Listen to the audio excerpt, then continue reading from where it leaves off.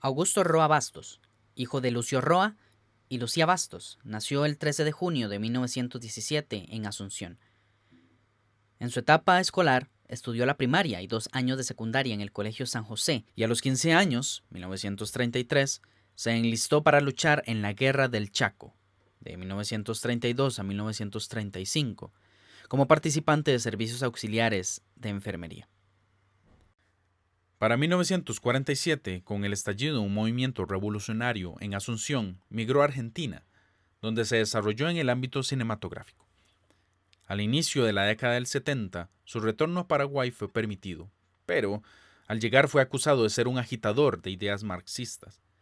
En 1976, vivió la segunda parte de su exilio en Francia. Para 1982, año en que viajó a su país natal, fue expulsado y le prohibieron por completo su regreso al país. Roa Bastos volvió a Paraguay hasta 1989, cuando fue derrotado el dictador Stroessner. En 1989 ganó el Premio Internacional Cervantes de España, en reconocimiento por sus grandes obras y por la lucha en pro de la democracia en Paraguay.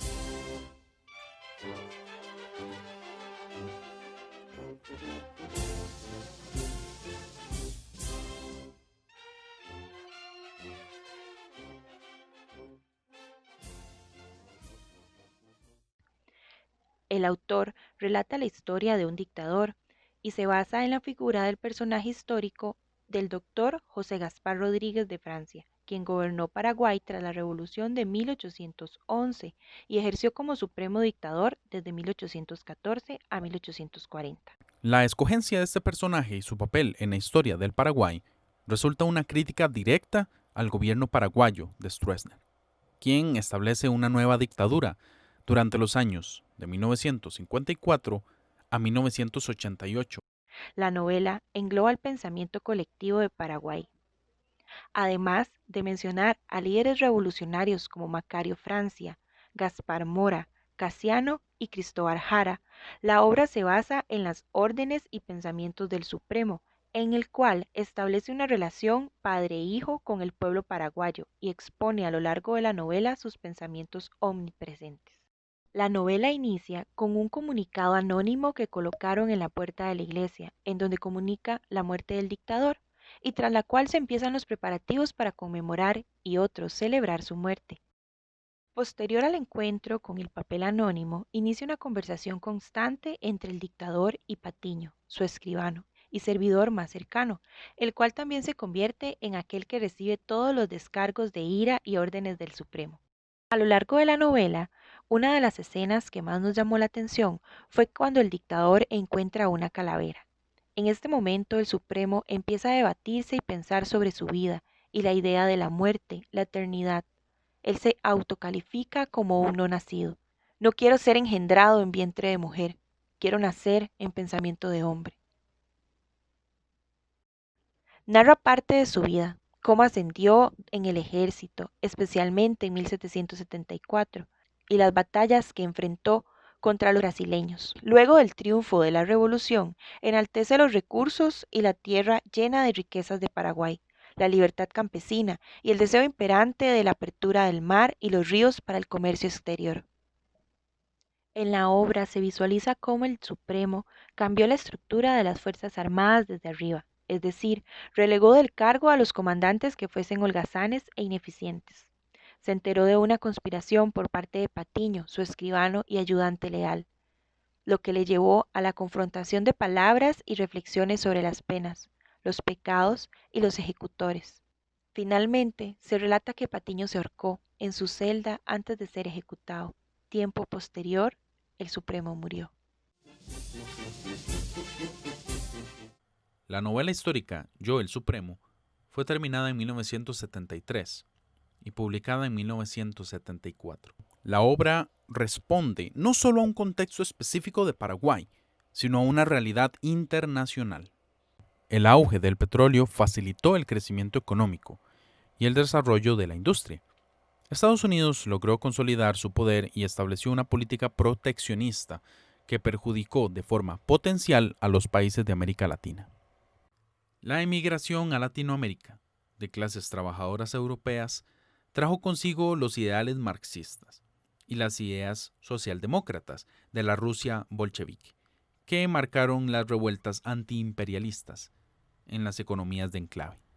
El crecimiento de la población universitaria fortaleció las ideas socialistas en América Latina, quienes se unieron con las comunidades eclesiales de base, dando origen a la teología de la liberación.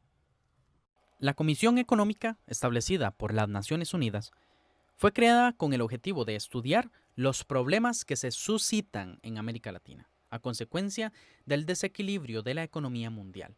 Este pensamiento fue implantado a nivel local por el economista Raúl Prebisch y la teoría del desarrollo económico que impulsó la CEPAL.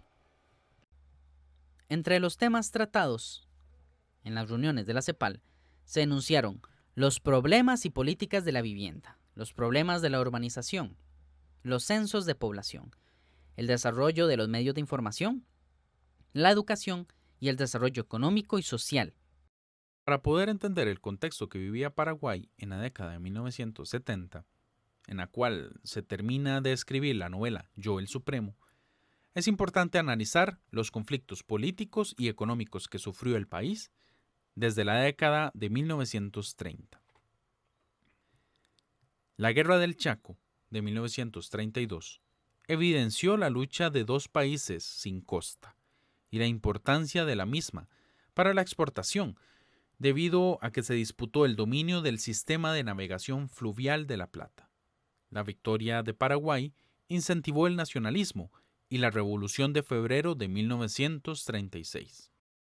Tras la Restauración Liberal, consumada en 1939, llegó a la presidencia el general Estigarribia. Tras la muerte de Estigarribia, dichos ideales liberales se transformaron en una dictadura de Higinio Morínigo, quien gobernó dictatorialmente entre 1941 y 1945, en unión con el Partido Colorado.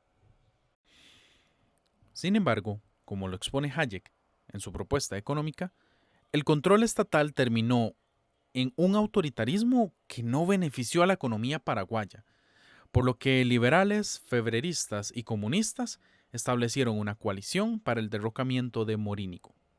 Para 1954, Alfredo Stroessner realizó un golpe de Estado, convirtiéndose en el dictador más duradero de la historia de Paraguay.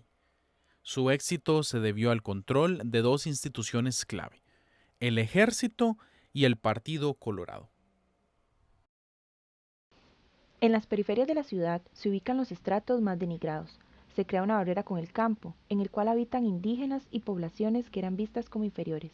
Por ejemplo, en la novela se describe el pueblo de Tebegó como un lugar en el que habitan vagos, mal entretenidos, conspiradores, prostitutas, migrantes y trabajadores de minas. Desarrollo del estanco del tabaco, la producción de miel, las actividades mineras y el comercio de yerba mate eran las actividades ligadas a la exportación durante este periodo. A lo largo de la narración del pensar del dictador, van apareciendo actividades económicas características de Paraguay durante el siglo XIX. Entre ellas, actividades agrícolas como plantaciones de maíz, hortalizas, legumbres, frutas y trigo. Actividades ganaderas como la cría de ganados. Y en la ciudad aparecen servicios tales como lavanderas, albañiles, carreteros, artesanos, herreros, zapateros y otros. En cuanto a la estratificación de la sociedad paraguaya presente en la novela, la podemos dividir en distintos niveles. En la cima de la pirámide se encuentra el supremo dictador perpetuo, quien era al mismo tiempo ministro de guerra, comandante en jefe, supremo juez, auditor militar y director de la fábrica de armamento. Además, el dictador se encargó de minimizar el papel de la Iglesia, quien anteriormente tenía un poder predominante en la sociedad. Comerciantes, campesinos y de último los estratos marginados, prostitutas, migrantes e indios. Sin embargo, a pesar de los diferentes estratos sociales y el contraste entre ricos y pobres, el dictador se establece como un árbitro que busca el bienestar de todo el pueblo mediante reformas y cambios. Redacté leyes iguales para el pobre y para el rico. Para establecer leyes justas, suspendí leyes injustas. Para crear el derecho, suspendí los derechos que en 3 siglos han funcionado invariablemente torcidos en estas colonias. Liquidé la propiedad individual, tornándola en propiedad colectiva.